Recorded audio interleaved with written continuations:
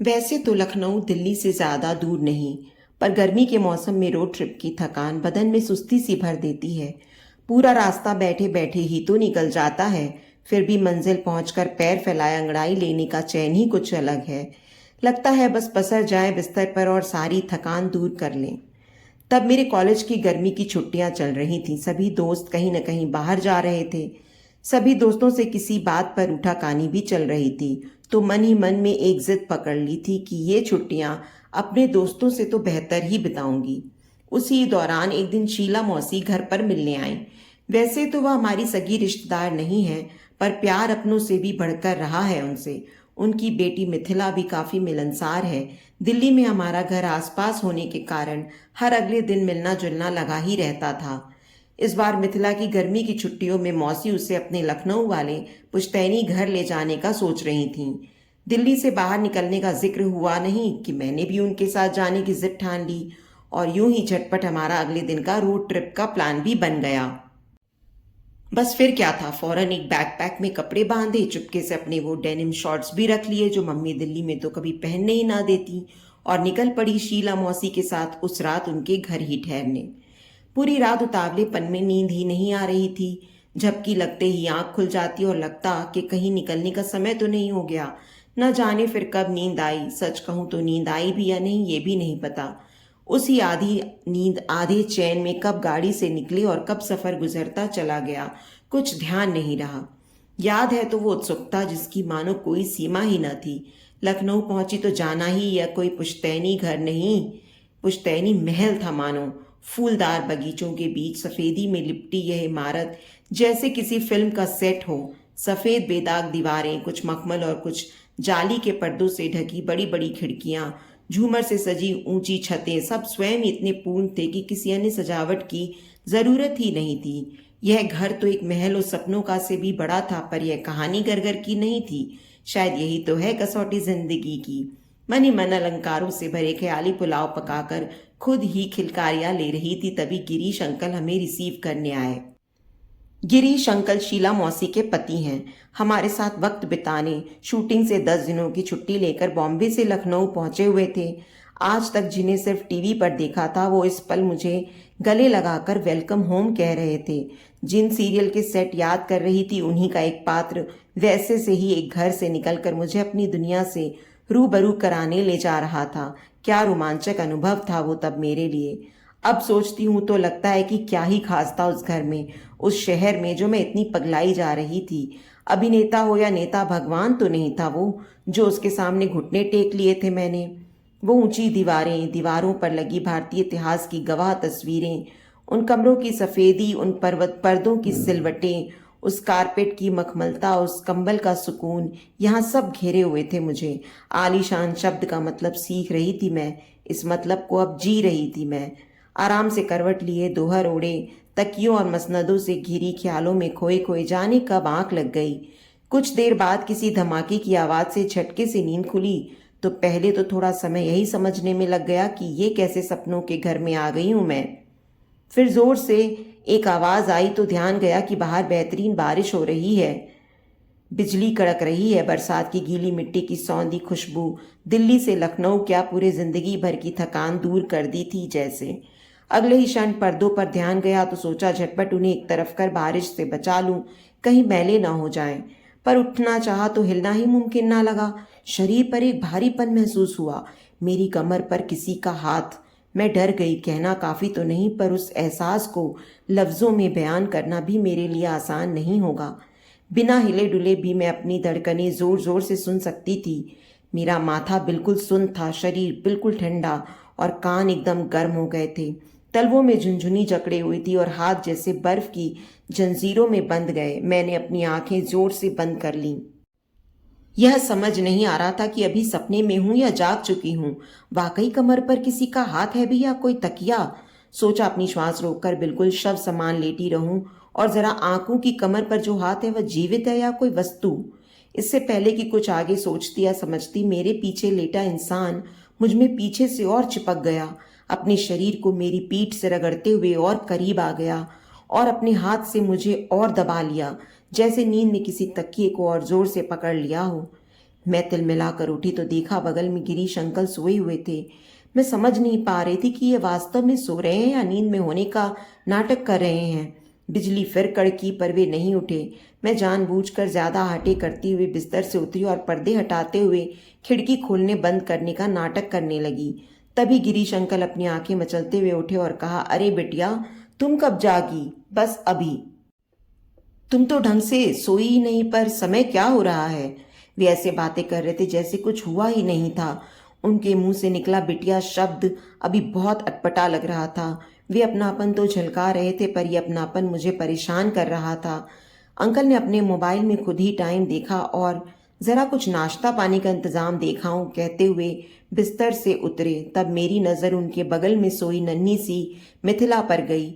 वह अब भी गहरी नींद में थी। खुद से बड़े नाप के तकिए पर छोटा सा मुंह खोले गहरी श्वासें लेते हुए मजे में सो रही थी। मैं उसे देख जैसे पल भर के लिए अपनी बेचैनी भूल ही रही थी कि अंकल मेरे पास आकर खड़े हो गए। कितना सुंदर लग रहा है ना, चेहरे पर एक मुस्कान चिपकाए। मैं खिड़की की तरफ घूम गई और एक साइड को हो गई। मिट्टी जिद किए पकड़े थी कि मेरे पास ही सोएगी। उसे ही सुलाने आया और खुद सो गया। देखो, धीरे धीरे और भी कुछ कहते हुए वह करीब आते रहे, फिर बहुत करीब आ गए, फिर बगल से गले लगाते हुए मेरे गाल चूमे और चले गए। मौसी भी जब घर आया करती थी तो जाते वक्त ऐसे ही बगल से गले लगाती और गाल चूमकर अलविदा लेती। और मिट्टी को तो हर वक्त दुलार करते करवाते रहना इतना पसंद था कि उसने अपना जिंगल भी बना रखा था, मिट्टी की मीठी मीठी मुआ। पर तब कभी ऐसी आपत्ति या असुविधा तो नहीं महसूस हुई। बड़े घरों का शायद ऐसा ही प्रचलन होता होगा, क्या पता, मुझे ही आदत ना थी। तभी मेरे मोबाइल पर शीला मौसी का कॉल आया। कमरे दूर दूर होने के कारण घर में रहकर भी सब यहाँ फोन पर ही बात किया करते थे। उन्होंने मेरे और मिट्टी के बारे में पूछा और कहा कि खाना तैयार होने में थोड़ा वक्त बाकी है, तो मैं कुछ देर और सो लूं।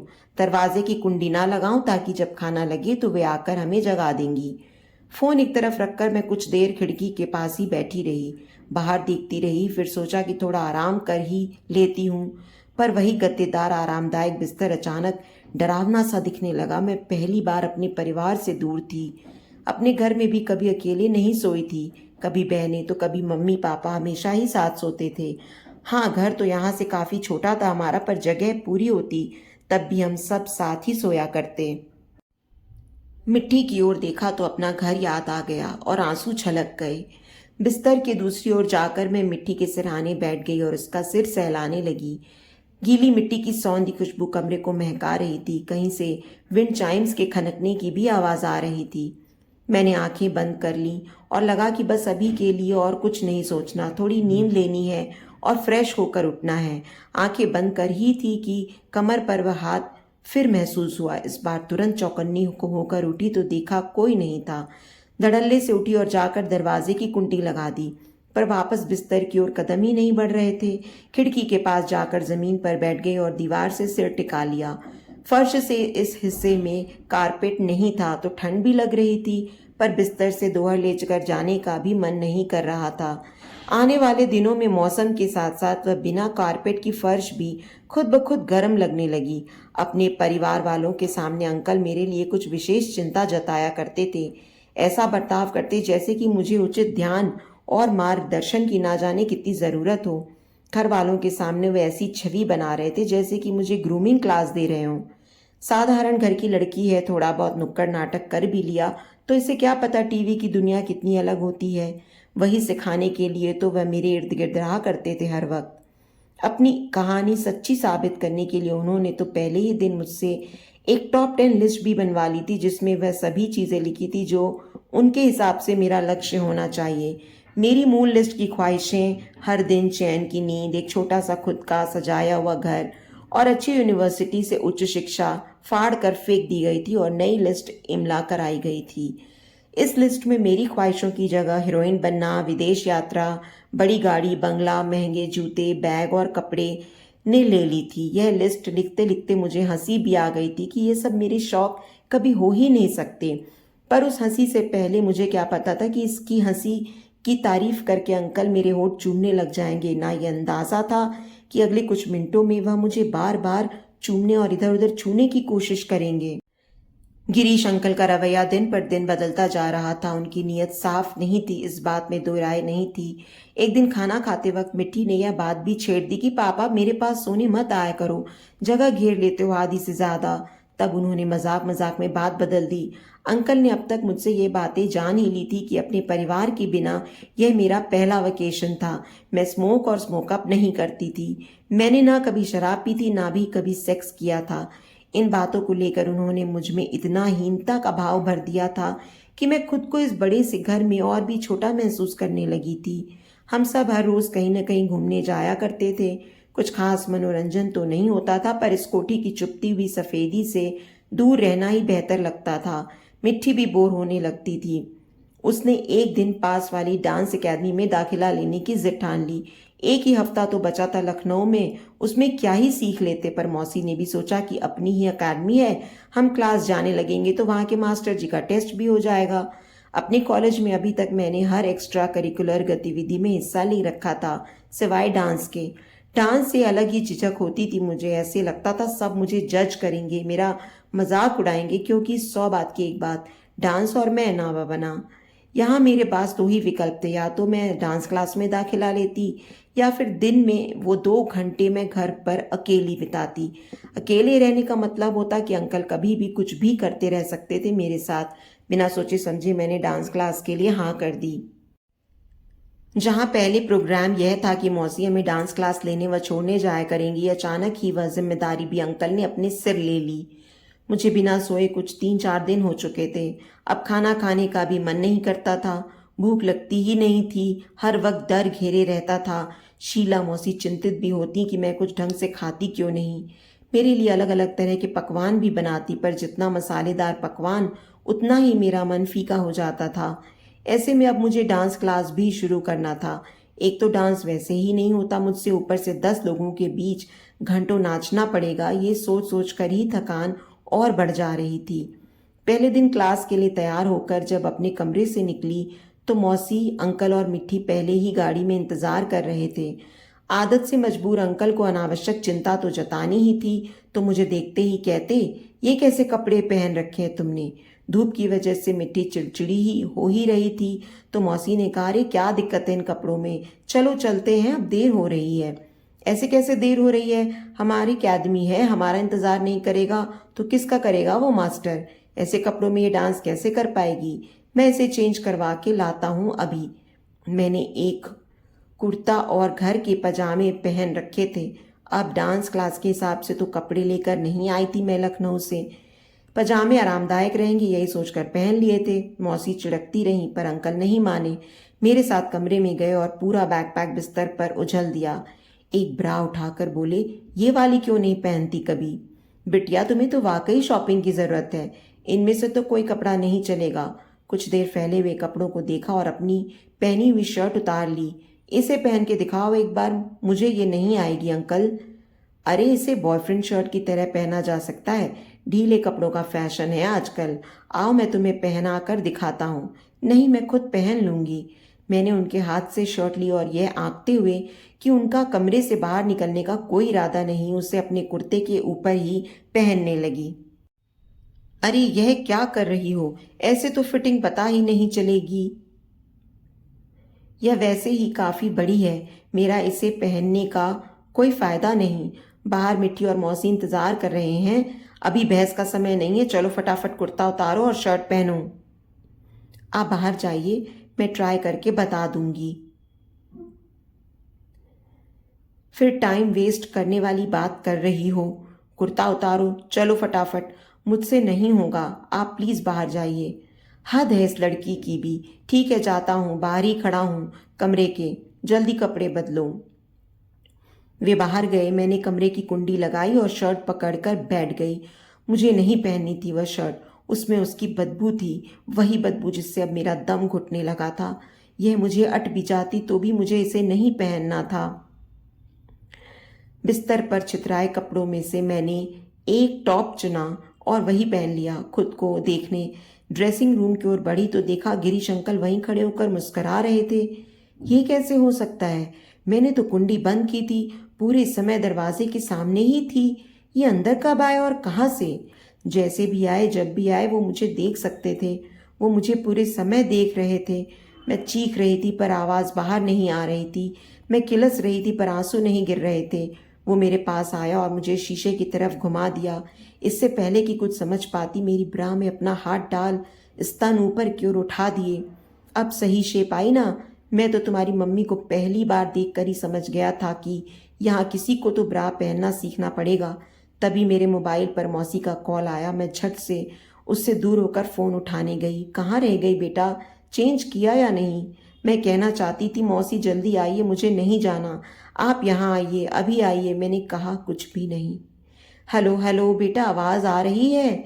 चेंज किया तुमने? मुझे आवाज़ आ रही थी पर मेरी पुकार उन तक पहुँच नहीं पा रही थी। रुको, मैं आ ही रही हूँ। मुझे ऐसे कुछ सुनाई नहीं दे रहा। अंततः उन्होंने सुन ही लिया। इतने में गिरीश मेरे कपड़े देख रहा था। मेरे डेनिम शॉर्ट्स देखकर बोला, दिस इज इट, चलो इसे पहन लो बिटिया, मैं बाहर इंतजार करता हूँ। ये अचानक से बदला हुआ रवैया मैं हजम कर पाती इससे पहले वह कुंडी खोलकर बाहर निकल गया और तभी सामने से मौसी आती दिखी। दूर से ही इशारे से पूछती आ रही थी कि हुई तैयार या बाकी है। शॉर्ट्स निकाले हैं उसने अपने लिए। कुछ तो चुना मैडम ने। मैं गाड़ी में जा रहा हूँ, तुम इसके साथ आ जाना। यह कहकर वह निकल गया और मैं हाथ में शॉर्ट्स लिए बस तमाशा देखती रह गई। इस घर के जिस कोने में देखती अब मनहूसियत ही नजर आती थी। जितना करीब से देखती कारपेट और पर्दे उतने ही मैले दिखने लगे थे। ऊंची छतें अब कबीर के दोहे वाले खजूर के पेड़ सी लगती, जहां न छाया मिलती न सांत्वना। झूमर घर के कोने कोने के दीर्घ स्थायी अंधकार को छिपाने का जरिया लगते और वह सुकूनदायक बिस्तर केवल एक प्रतिबिंब। ऐसे में डांस एकेडमी मुझे कम बेआराम लगने लगी थी। यह उस सन्नाटे भरे पिशाच बंगले से तो काफी सुरक्षित जगह थी। यह अकादमी, यहाँ कोई मुझे छूता नहीं था। डांस अब भी नहीं होता था मुझसे, पर यहाँ किसी की बातें तकलीफ नहीं देती थीं। क्लास के आखिरी दिन तो नाचते नाचते मैं इतना थक गई कि मुझे एकेडमी में ही उबासियां आने लगी। लग रहा था यहीं अभी सो जाऊंगी। आखिरकार मैं सो सकती थी। कुछ देर का ब्रेक लेकर मैंने एक कोना पकड़ लिया, शीशे की दीवार पर अपना सिर टिकाया और नींद भरी आंखें मिचका ली। तभी साथ डांस सीखने वाली तारा दीदी ने आकर कहा, सर आपको अंदर हॉल में बुला रहे हैं। मुझे चक्कर आ रहे थे। सिर दर्द नहीं कर रहा था, फिर भी लग रहा था कभी भी फट जाएगा।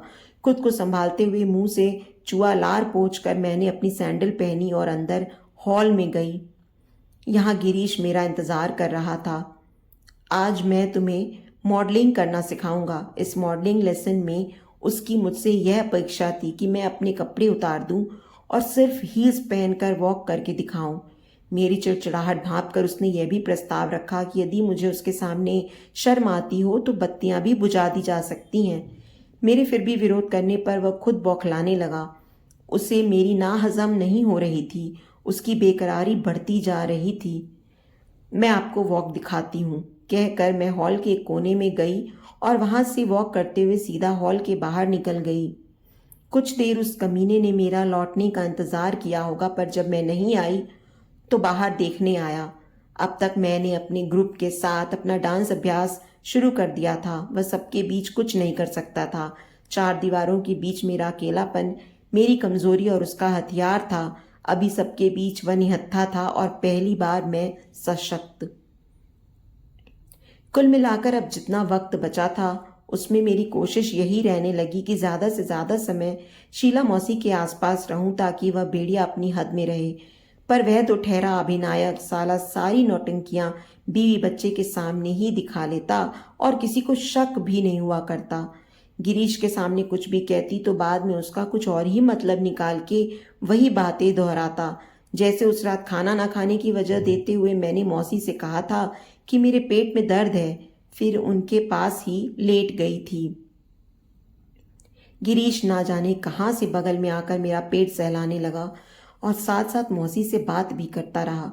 पेट में इधर उधर हाथ लगाकर पूछता कि दर्द किधर ज्यादा है। मैंने कहा कहीं नहीं, बाहर जाकर टहलूंगी तो ठीक हो जाएगा।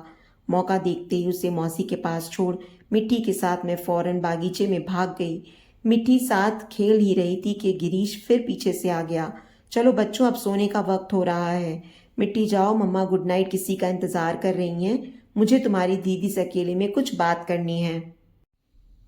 मैं जानती थी कि ये फिर कुछ ऊटपटांग बातें कहेगा, पर अब मुझे इसकी बातों का असर नहीं होता था। इसकी गंदी जुबान के विरुद्ध मेरे अंदर एक इम्यूनिटी सी बन गई थी। मानो मैं जान चुकी थी कि इससे जुबान लड़ाने का कोई फायदा ही नहीं है। वो सुनेगा नहीं जो सुनना चाहेगा।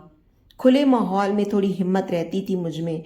ऐसे लगता था कि कोई ना कोई तो देख ही रहा होगा कहीं से, कुछ होगा तो शायद बचा भी ले। पेट दर्द कैसा है अब? ठीक है।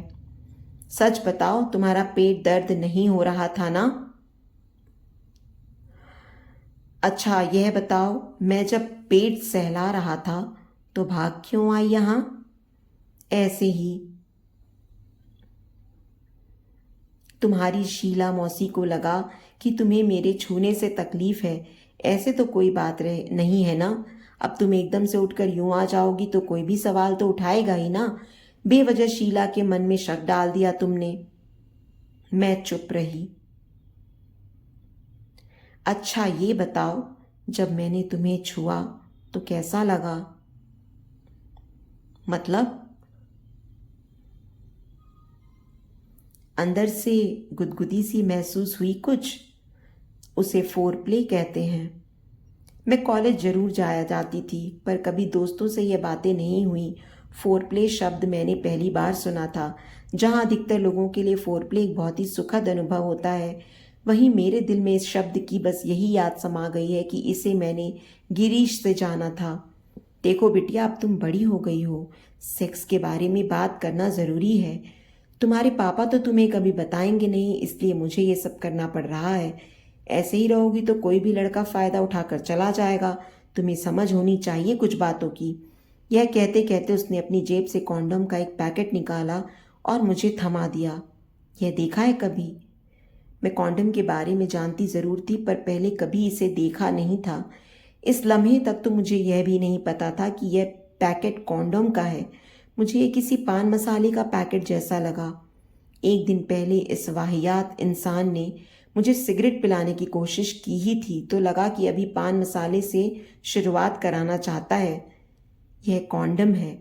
लड़के अक्सर इसे ढंग से नहीं पहनते, इसलिए कभी भी सेक्स से पहले चेक कर लेना ज़रूरी है। चलो इसे मुझे पहना कर दिखाओ अब, ताकि मैं देख सकूं कि कितनी मेहनत की ज़रूरत है यहाँ। जब कॉन्डम देखा ही पहली बार था तो पहना कैसे देती। अब तो स्लो मोशन में सब कह दे रही हूँ, पर उस वक्त इतना ना सोच पाती थी, ना सोचने का वक्त होता था। इधर एक तरफ वो अपना ज्ञान झाड़ रहा था और मैंने रिफ्लेक्स एक्शन में कॉन्डोम ज़मीन पर फेंक दिया। अरे अरे, गंदा हो जाएगा, एक ही बचा है मेरे पास, अभी क्या कर रही हो? मेरे पास कोई जवाब नहीं था। उसने एक हाथ से कॉन्डम का आधा फटा हुआ धूलदार पॉकेट उठाया, दूसरे हाथ से मेरी कलाई कस के पकड़ ली, फिर मेरे हाथों की उंगलियों में कॉन्डम पहनाया। वो क्या कह रहा था साथ में मैंने सुना ही नहीं। मेरी पांचों इंद्रियां काम कर भी रही थीं और नहीं भी। मैं सुन सकती थी कि वह कुछ तो बोल रहा था, पर उसकी बातों का कोई मतलब नहीं बन रहा था। कुछ भी समझ नहीं आ रहा था। मैं देख सकती थी कि वो कैसे सहला सहला कर मेरी उंगलियों में कॉन्डम डाल रहा था, पर सब कुछ फिर भी धुंधला था। अभी कुछ ही वक्त पहले तो मुझे बड़े आत्मविश्वास के साथ यह लग रहा था कि मैं मानसिक रूप से तैयार हूँ इस इंसान की हर गंदी हरकत के लिए, पर मुझे अब पता चल रहा था कि मैं तैयार नहीं थी। मुझे यह नहीं चाहिए था। अब तक जो हुआ सो हुआ, मुझे उसमें से कुछ भी नहीं चाहिए था। मुझे अपने हाथ से घिन आ रही थी, मुझे उस बदबू से घिन आ रही थी। अब सब्र का बांध टूट रहा था, अब और नहीं हो रहा था। घर के किसी भी कोने में रहूं उसकी बदबू नहीं जाती थी। कितना भी रगड़ रगड़ के नहाऊं उंगलियां साफ नहीं होती थीं। मुझे पता था कि वो गंदा है, पर मुझे घुटन हो रही थी यह सोचकर कि अब मैं भी गंदी थी। किसको बताती? फ़ोन में रिचार्ज कम था और रिचार्ज के पैसे भी नहीं थे। घर पर जब बात हुई थी 2 दिन पहले तो मम्मी पापा इतने खुश थे कि उनकी बेटी वेकेशन पर है। कैसे बताती कि मुझे अपने घर का कड़ा बिस्तर याद आ रहा था। एसी नहीं, पंखे में सोना था। बड़ी बड़ी खिड़कियां नहीं, घर के सामने वाला छोटा सा पार्क चाहिए था। कुछ देर के लिए ही सही मुझे नींद चाहिए थी। जैसे जैसे दिल्ली वापस आने का वक्त नज़दीक आया, हर गुजरते मिनट के साथ मन में बस एक ही बात दोहराती जा रही थी, मुझे सोना है, कोई सुला दो मुझे, कोई सोने दो मुझे। एक वह रात थी जब लखनऊ आने के उतावलेपन में याद ही नहीं कि कब जागी कब सोई, और एक आज की रात थी जो पूरे होशो हवास में बिन आंखें झपकाए बिता दी। तब वक्त का पता नहीं चल रहा था और आज मेरी नज़रें बस घड़ी के कांटों पर टिकी थीं। कोई बेचैनी नहीं थी, बस इंतज़ार था। अगली सुबह सबके जागने से पहले मैं नहा धोकर अपना बस्ता बांधे तैयार थी। रास्ते में दिल्ली का साइन बोर्ड देखकर दिल को एक तसल्ली सी मिली, पर इतनी सी तसल्ली मेरे लिए काफ़ी नहीं थी। अपने घर पहुंचते ही मैं सीधा अपने कमरे में बिस्तर पर गई और सो गई। घंटों बाद बीच में जब नींद खुली तो वहीं बैठकर मम्मी पापा बातें कर रहे थे।